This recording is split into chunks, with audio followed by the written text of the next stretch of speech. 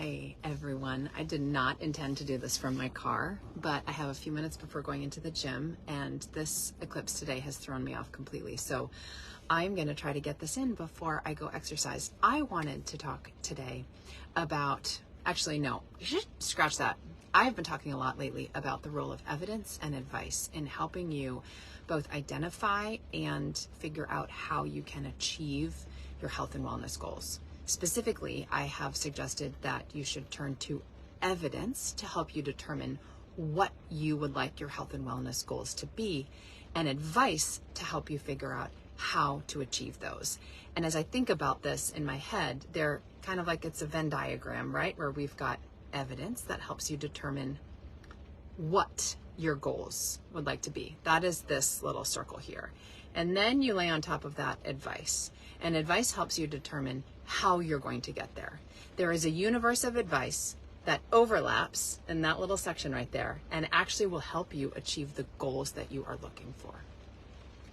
But there's still a big amount of, information in that overlap of the Venn diagram. And so how do you decide what advice you should actually listen to help you achieve your health and wellness goals? How do you determine the advice that is actually going to help you?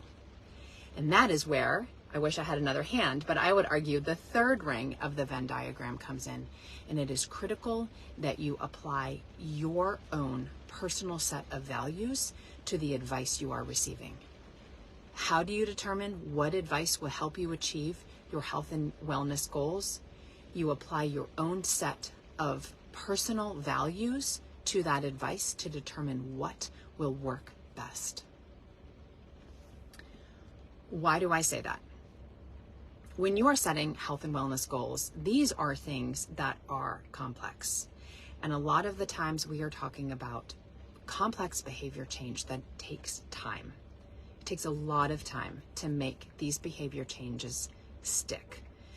And in order to make the kinds of changes you are going to need to behaviorally, psychologically, structurally, maybe even financially, they have to align with who you are and how you approach the world, and your values, and understanding your values and bringing your values to the advice that you receive can help you during those times of intense behavior change, establish behaviors that are more sustainable, and it can help you feel and be more authentic as you go through making those changes.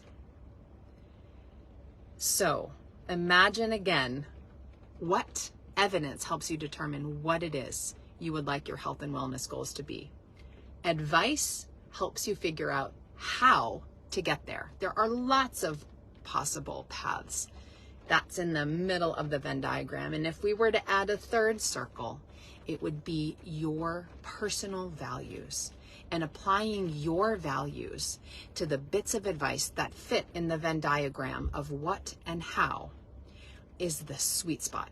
That is the magic point where you now have a set of tools that you can use to help you achieve the health, wellness, nutrition, eating, feeding, mealtime goals that you set for yourself, for your kids, or for your family. All right, that's all I've got for you today. One of my goals is to get to the gym at least 4 times a week, and my class starts at 4:30. So I'm going to sign off, and we will talk next week.